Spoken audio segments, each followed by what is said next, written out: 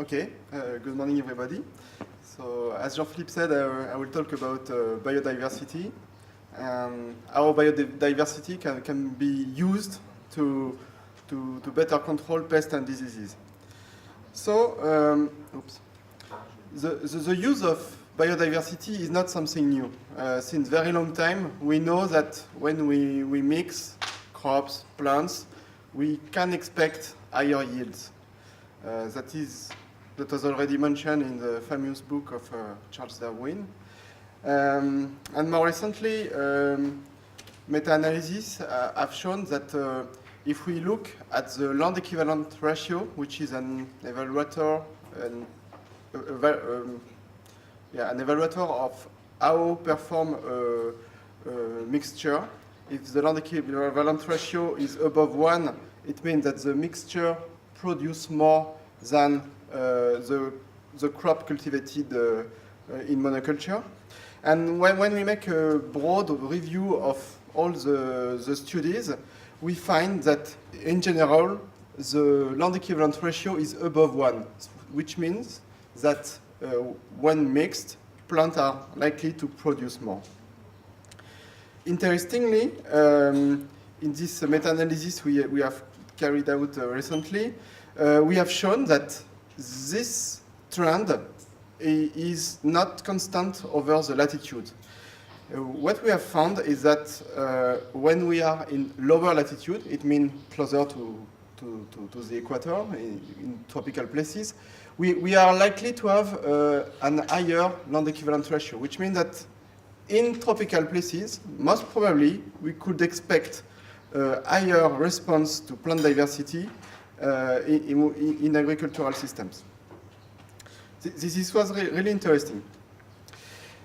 In terms of plant protection, the effect of plant diversity can be at different levels. It can be at the interaction between plants, which is well known to be like a facilitation, complementarity between plants, or competition. In this case, it will be a negative effect. But today, what interests us is the case of pest control. Other work of meta-analysis, this one is really famous. It has shown that when we increase plant diversity, we have less herbivores and more natural enemies, which is something we often would like. It also has shown that generally it trains plant diversity to decrease damages. You see that when it is below 0, it means that there is a negative effect. But the problem is that it often leads to a reduction of some yield, especially if you consider a given crop, not the whole crop, not the whole community as it was done in the meta-analysis before. So the question is, how can we optimize the use of plant diversity to increase the control of the pest, but without decreasing the yield? So as I said before, the biodiversity is not the silver bullet. I said already that in many cases we have examples where very diverse systems are really performing very bad in terms of controlling pests. This one is in Africa, and in this case, there is a large attack of nematodes, banana weevils, etc. It's really not good in terms of controlling pests. What is complex when you are dealing with increasing plant diversity is that we have to deal with a complex interaction between the crop, the pest, but also the organized biodiversity, which is the plant we intend to grow in the field, but also the natural biodiversity, which can be weeds or arthropod communities, microbial communities. It can be very diverse. And it's all those interactions in terms of regulation, but in terms also in using resources of the system like nitrogen, water, light, that make using plant diversity sometimes quite complex. So I would just like to review briefly what are the expected effects of plant diversity in terms of controlling plant and diseases. The first effect when we increase the plant diversity in a system, it's what we call the dilution effect. It means you decrease the host of a given enemy, and then you are likely to decrease also the population of this pest or this disease. The other effect is due to the variability of the host susceptibility. When we mix cultivars that are susceptible, tolerant, or resistant, it has also a positive effect in containing the pest or the disease.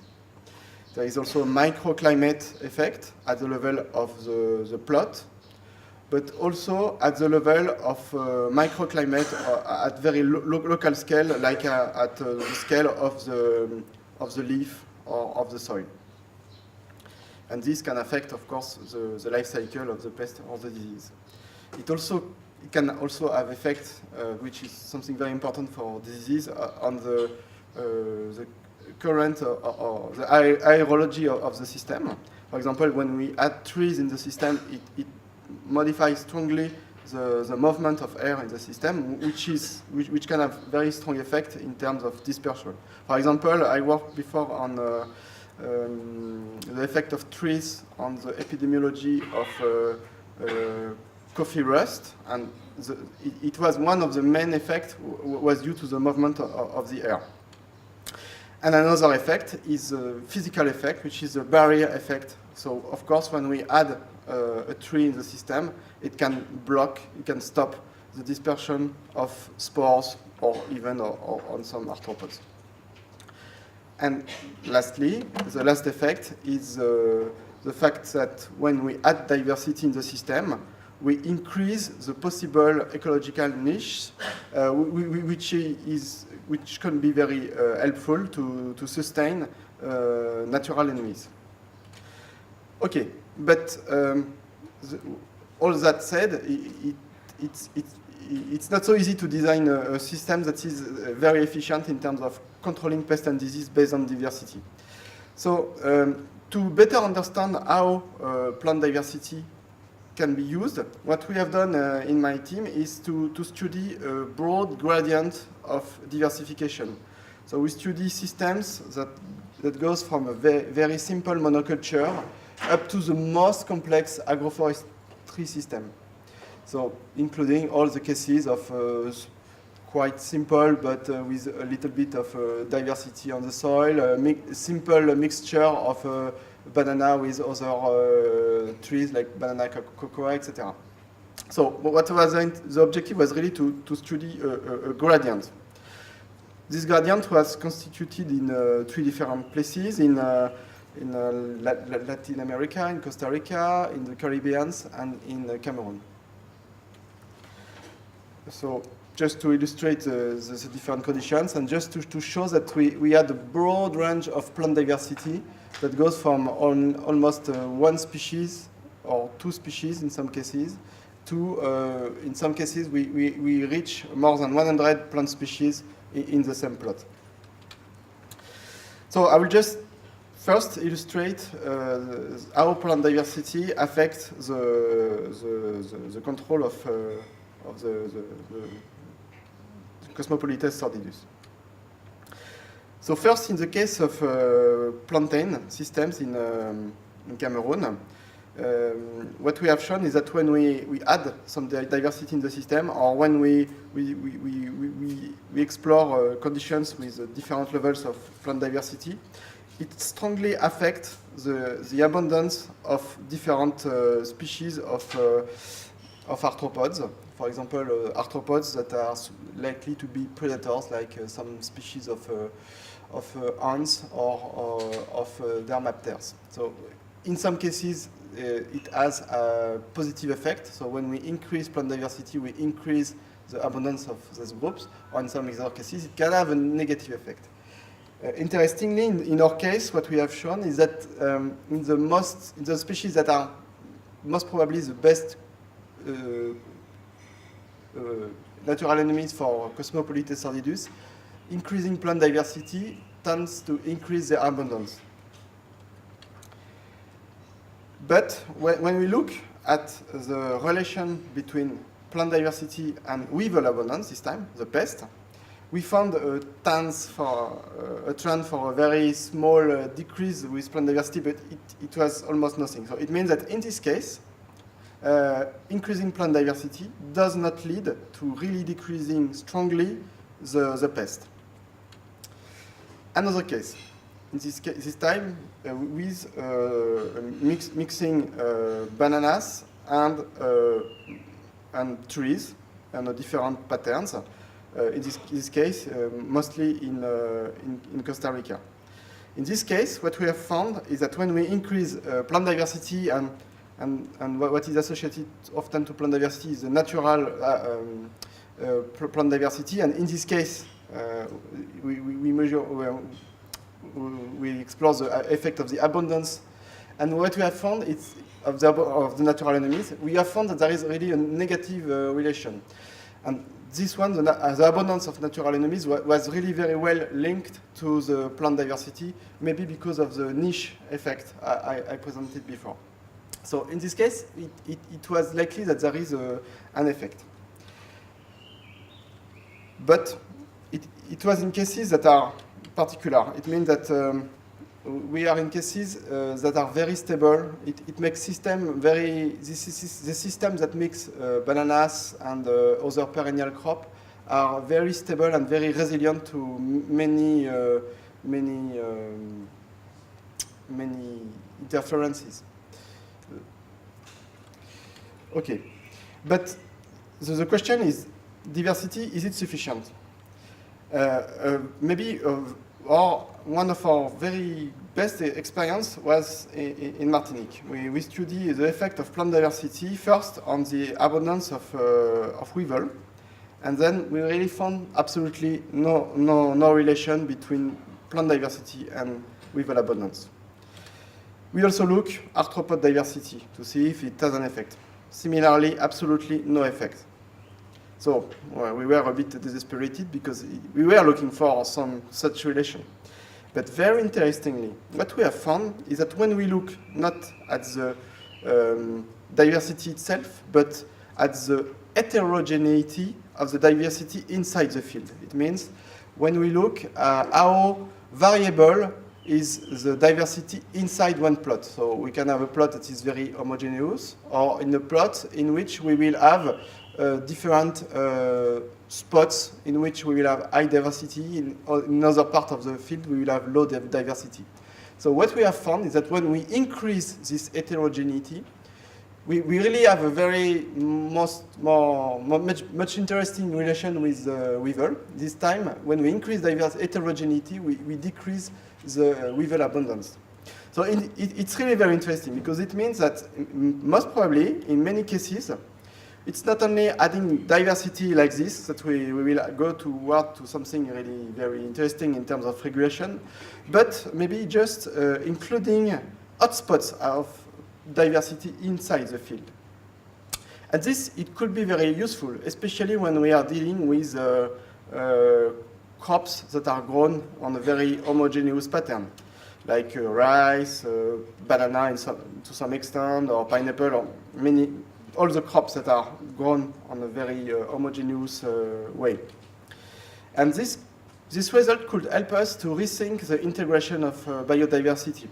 Currently, we have a project in which we want to test not adding diversity all over the field, but just adding diversity in hotspots inside the field.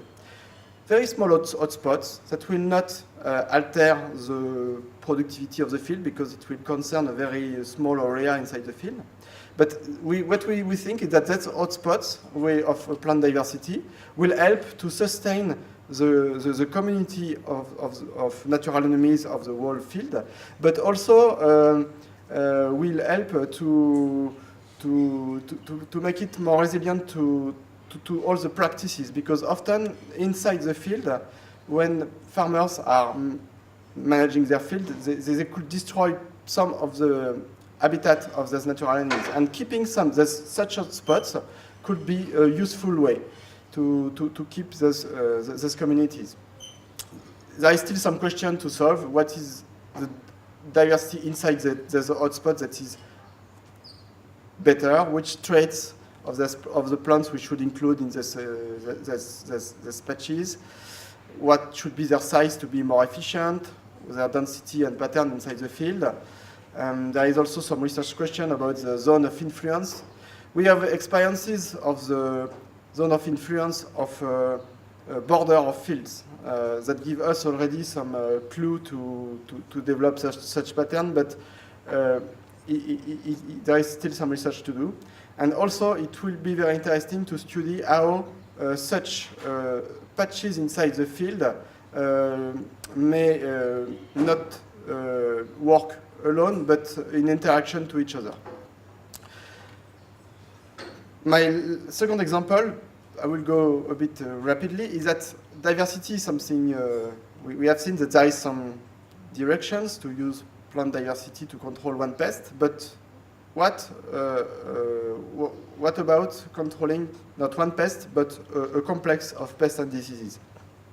So now I will talk about these three pests that I already mentioned in my previous talks. So based on the whole gradient of intensification and diversity I presented before, we have established the relation between the different components of the plant diversity in the systems, including the diversity of the different strata of the system, for example, the ground strata, the low, medium, and higher strata, including some elements of the diversity or more the ground surface, etc. I will not go into the detail, but what we have tried to disentangle is how the diversity of these different components of the system alter the different trophic groups that then can interact then with the control of the pest. And this, we did it for the banana weevil, we did it for the nematodes. I presented some results about that before. And we did it also for the control of black sigatoka. For example, we have seen that the richness of non-musa, it means all the plants outside, including outside bananas, may have different effects on the life cycle of the disease. So for example, they will have a negative effect on the efficiency of infection. It means it will reduce the efficiency of the infection. It will increase the duration of the incubation of the disease, and it will decrease the abundance of spores. But we have seen also that, I don't go into the details, but there is sometimes some trade-offs between factors. And very importantly, what we have seen is that the effect of plant diversity is not to take it alone. It has also to consider all the cultural practices. For example, here, the frequency of de-leafing is something that was of major importance to understand how the life cycle is affected by the plant diversity. We try then to integrate all this interaction on a comprehensive way. And it helps us now to think what are the potential trade-offs between the potential regulation. But that's not all. What we have to think also is that when we add diversity, for example, if we had a tree in the system, it participates to control the disease or the pest, but it can also affect the growth of the crop, especially by creating competition for nitrogen or for light. And to better understand the interaction between crop regulation on one side and the exploitation of resources like nitrogen and light, we have used a modeling approach. Models based on crop models that allow to simulate the yield based on nitrogen and light, and then we see how pests and their regulation interact with this mechanism. And then we have tested in different systems for example, systems without trees, but with a ground cover. What happened when we, in terms of exploiting the nitrogen of soil. We also tested a scenario in which we have soil, we have tree that is supposed to make competitions for light, but also competitions for nitrogen, and also system in which we test a tree that is leguminous. In this case, we have only competitions for light and not for nitrogen. What we have done, we tested all the scenarios, and what was very interesting is to test, to use the model to see what should be the regulation of the different pests in order to not balance but to improve the system, including the competition for resources. And what was very interesting is that, it's not so visible here, but the percentage of control of the pest or the diseases were not systematically maximum. It means that in some cases, we have a better system if we didn't need to control the whole pest to have the most efficient system. Okay, so I would like to conclude by saying that plant diversity is maybe something very interesting to help to control pest and disease, but still it needs to be taken not on a dogmatic way, but on a really pragmatic way in order to use all the mechanisms that are linked to the plant diversity on a very efficient way for farmers. I would like to say also that maybe modeling tools in some cases is really very interesting to have an integrated approach of the system, since plant diversity is complex, because it means that we have to deal with more mechanisms than when we have a very simplified system. And for that, I think really we could go toward modeling in many cases.